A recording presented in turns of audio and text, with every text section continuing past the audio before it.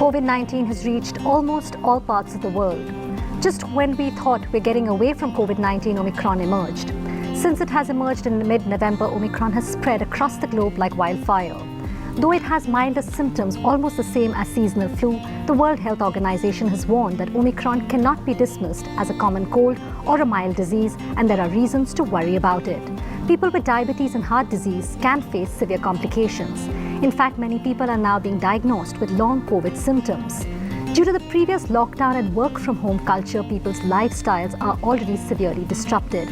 Many people have become physically inactive and developed irregular eating patterns, which leads to unhealthier lifestyles and aggravation of lifestyle-related diseases. A multi-sectoral approach promoting healthier diets and increasing physical activity can help in slowing down the diabetic epidemic and heart diseases. Beat Diabetes Myths and Facts will impact and help a large number of people to prevent or control metabolic disorders. Today we have with us experts to share with you advice on leading a healthy life. So if you have any questions you would like to ask them, please send them to us via WhatsApp. The number is +91 9167 666 941. That is the number to send us your questions for our experts. Do also send us your name and your location. Let me introduce our guest today. We have with us Dr. Sathian Raghavan, MBBS, MRCP UK, COE and DIP in Endocrinology and Diabetes UK, endocrinologist and diabetologist, SPMM Hospital, Salem. Dr. Sumit Mukherjee, MRCP, FITA in Medicine and Diabetes and Endocrinology, Consultant Diabetology, Rabindranath Tagore International Institute of Cardiac Sciences, Kolkata, and Dr. Sanjay Shah, MD General Medicine, Consultant Internal Medicine, Fortis Hospital, Mumbai. Thank you all so much, doctors, for joining us today on this interesting conversation. Starting with you first, Dr. Raghavan, the reduced severity of Omicron is definitely good news. But there are reports coming that the next variant could be more virulent. Is that true? To begin with, thank you to NDTV for this opportunity. Yes, it's quite true that the current Omicron variant is definitely much less severe compared to the previous variant. And so far, we are getting better news regarding the positivity rate. And as known just before the news, that more and more cases are getting better. Now, we can't avoid that there is going to be some news somewhere in the world that there is another variant of concern, which is always going to be there in the future. Now, what we need to do is how to look at it. Our institutions have done an excellent job in managing the pandemic so far, and they are well prepared than ever to face these consequences. So at an individual level, I would not really want to look at each such news of new variants and get worried about it. What we really don't need is panic. What we need is preparedness. All we need to do is just follow our own local guidelines issued by the government and health agencies. Get yourself vaccinated if already not done, and then wait to hear from the proper authorities before we come to any conclusion. So let's take it one step at a time and cross the bridge when we reach there. Absolutely. I think COVID protocol is still key, like you rightly said, not letting our guard down. Dr. Shah, the next question is from a viewer. I recently recovered from COVID infection, but my blood pressure is fluctuating heavily post-COVID, and I didn't have blood pressure medicines before. Is this common? This question has come from, it's an unnamed question. It's a WhatsApp question from our viewer. Sure. Thank you for asking that question. First, let me correct you. I'm Dr. Shah from Calcutta, and I'm an endocrinologist, working at Narayana Hospital. Okay, thank you. Anyway. It's a great question. I think in this pandemic, because it's a new disease, we have learned that patients who did not have high blood pressure, patients who did not have cardiac disease, heart disease, even diabetes per se, following this illness, patients do seem to get these illnesses. With regards to blood pressure per se, the understanding at present is that the virus basically binds to a receptor, which you perhaps must have read in the newspaper, ACE2 receptors, which are there in the lungs, but they are also there in the blood vessels as well. So all our small blood vessels, the heart also have the same receptor per se. And because there is an effect of these viruses on these small blood vessels, there might be small blood clots that happen. And as a consequence, this blood clots and the illness per se essentially results in some patients developing high blood pressure post this illness, post the COVID illness. And it needs to be essentially be monitored and treated accordingly. So quite rightly so, something which you need to monitor, just like in patients with diabetes, sometimes the blood sugar gets badly controlled following the illness. Similarly with the blood pressure as well. And that is perhaps what the understanding is there today. Okay, thank you for answering that for our viewer. Moving on, Dr. Mukherjee, we have another question from a viewer through WhatsApp. The question is, I am a senior citizen with high blood pressure, diabetes and a case of COVID last month. When can I take my booster dose? This question has come from Chennai. Lakshmi Narayan wants to know. Thank you very much, Mr. Lakshman. Thanks for asking me the question. I think it's a very logical question at this time of pandemic. Patient obviously diabetic with a high comorbidities, has hypertension, has the recent history of COVID-19 infection. Well, they have a pretty good level of antibodies, right, for the next 3 months after they recover from the COVID-19 infection. So the general rule of the thumb is basically you probably don't need since the patient is fully boosted, had the full dose of vaccine and just waiting for the booster dose, so there should be enough level of antibodies in the blood, right?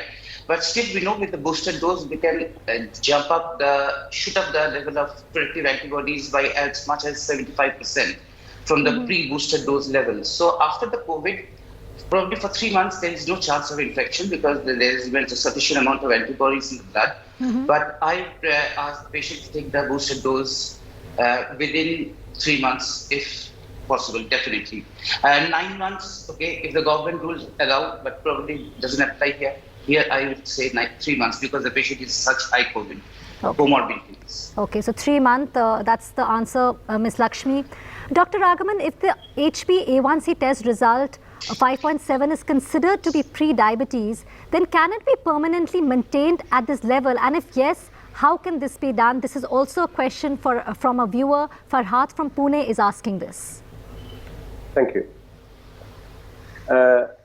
An HbA1c level of between 5.7 to 6.4% currently is categorized of patients having all pre-diabetes. Now, one of the questions is about what are the persons in this category eventually become diabetic. Studies show on a yearly basis, 5% of these people can become diabetic. 5 to 10% of and go back to norm. It all depends what are the modifications into that.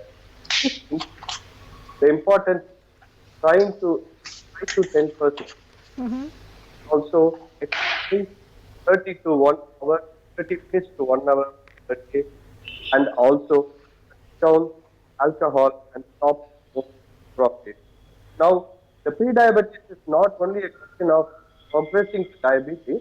We know that in the pre-diabetes stage itself, they have higher of heart problems in the future.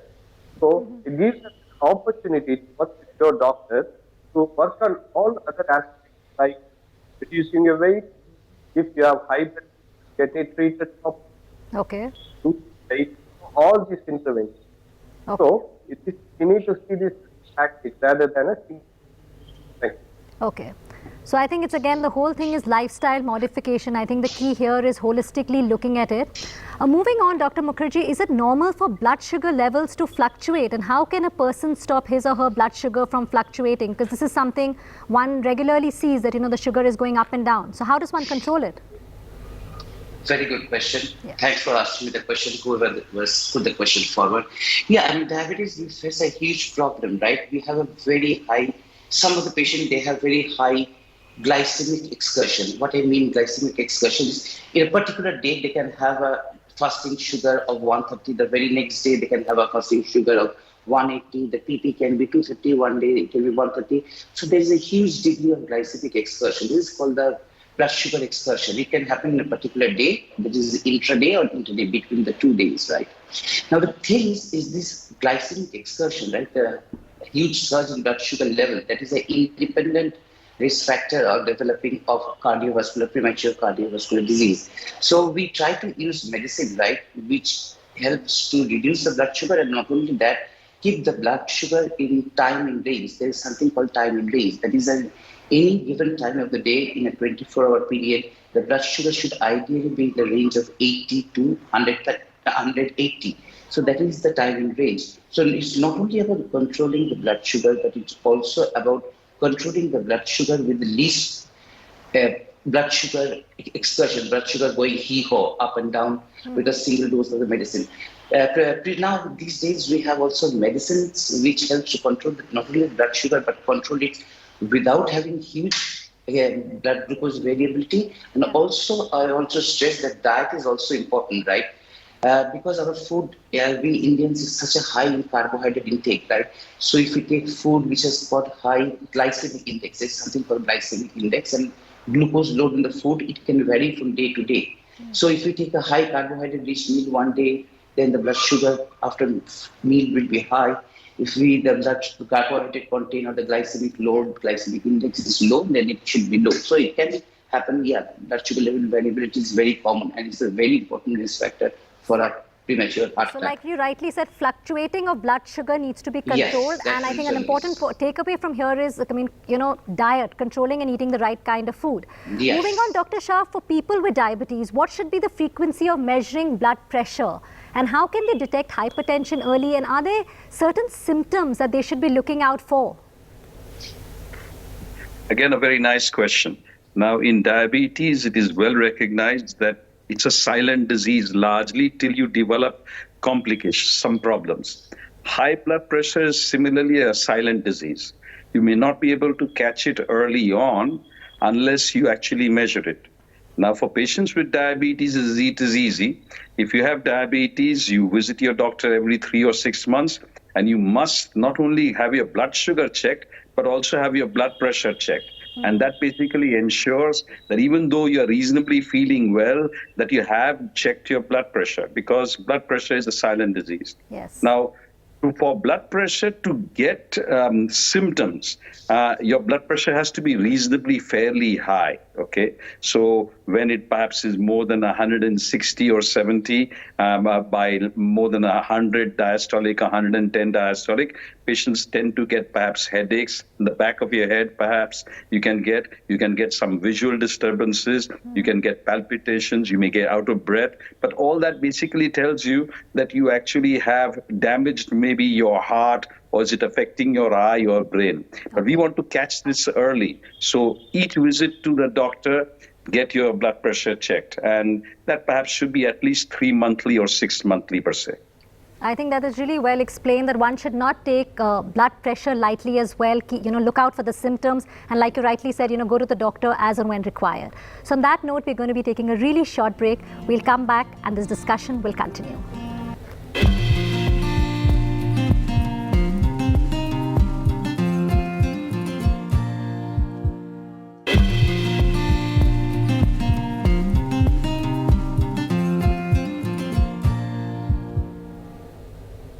Welcome back. You're watching Beat Diabetes, Myths and Facts. Dr. Raghavan, what does it mean when a person has high insulin levels?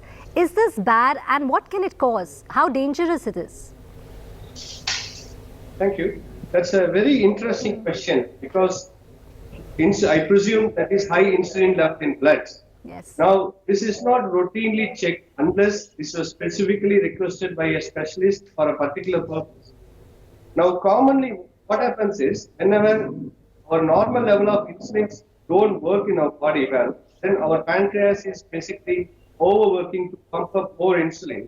This we see in insulin resistant states, like what we call PCOS, high blood pressure, and such situations. And there are other situations where patients can have high insulin without diabetes. Now, in this particular test, it all depends on what circumstance, what's the context where the insulin levels are measured. So I would strongly discourage that this being done as a routine test in any lab or part of a routine test. This has to be done by a specialist, and it is a marker of what we call insulin resistance, and the specialist can advise you how to improve on that, which again includes like losing excessive weight, improving your physical activity, and all. So it is an indirect message. It tells you that we have to improve our lifestyle. Thank you. Okay, yeah, actually, I mean, it is about managing it through your lifestyle. Dr. Mukherjee, what is the time frame of taking insulin before meals? And if one forgets to take it before eating, is it okay to take it after your meal?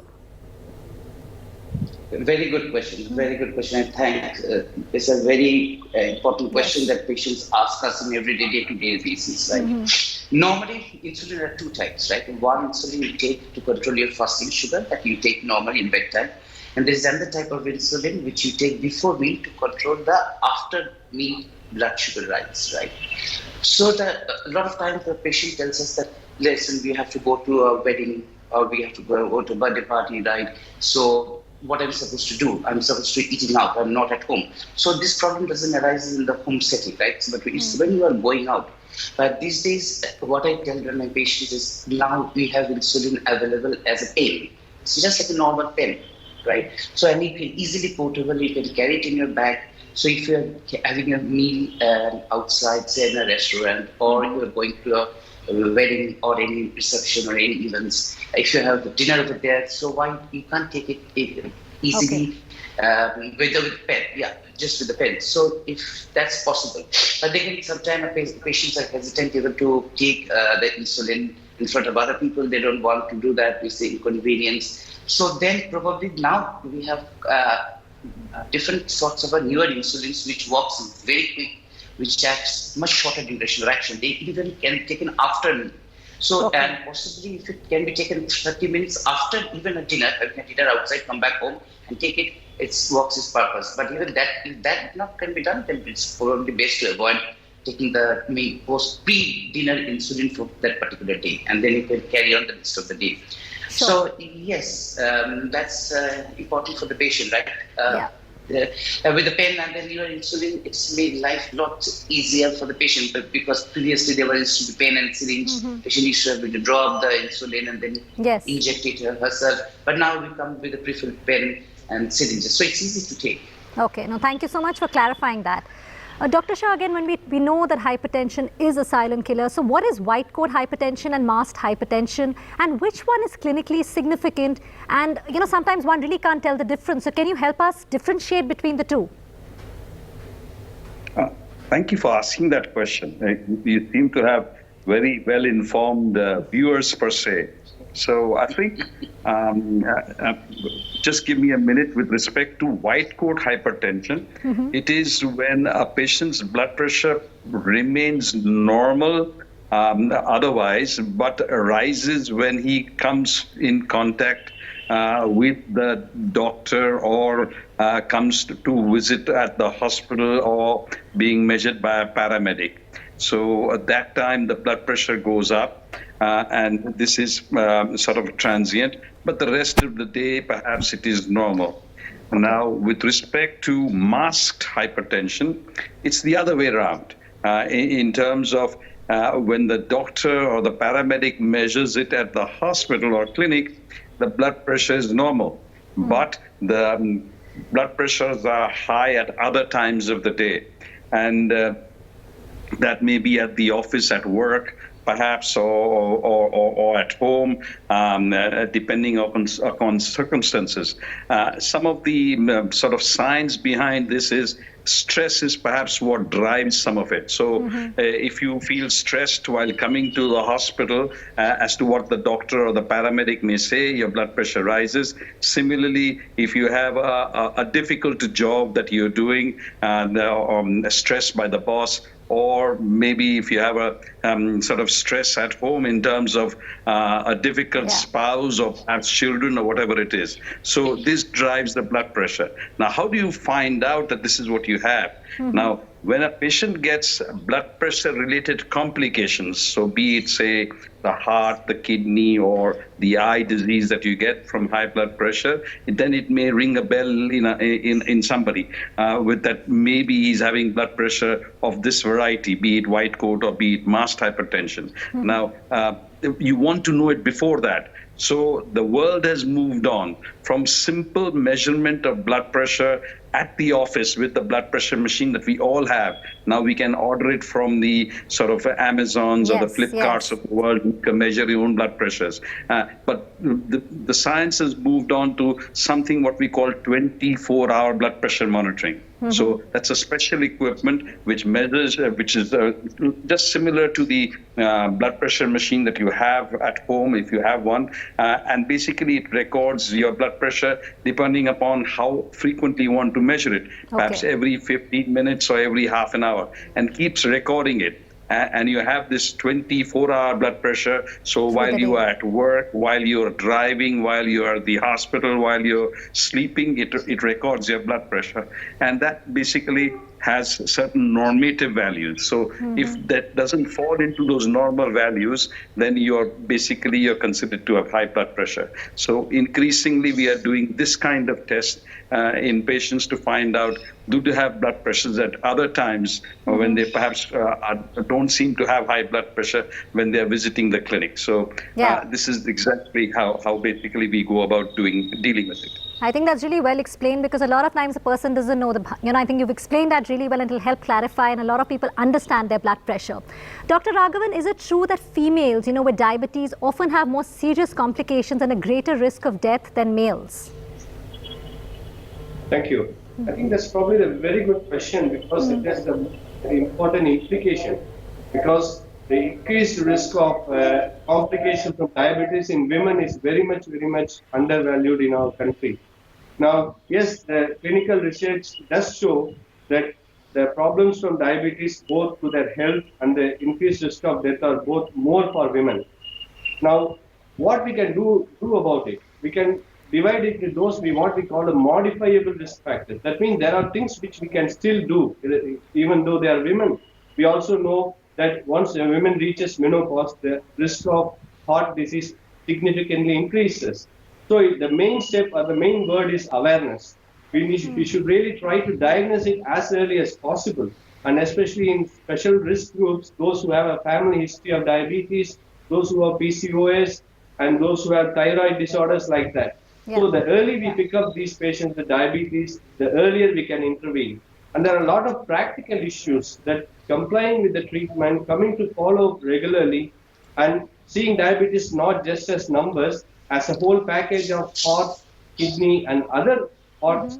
And so that addressing all of this together, we can definitely decrease this high risk women get from diabetes. So I think the key here is to get yourself checked, go to doctors, diagnose it well in time before any complications. Again, Dr. Mukherjee, when we're talking about women, some women develop diabetes for the first time when they become pregnant. Do they really need to worry about it? Because is this diabetes temporary, or does it continue for life, for all your life? Thank you for asking that question. Very relevant in the Indian context.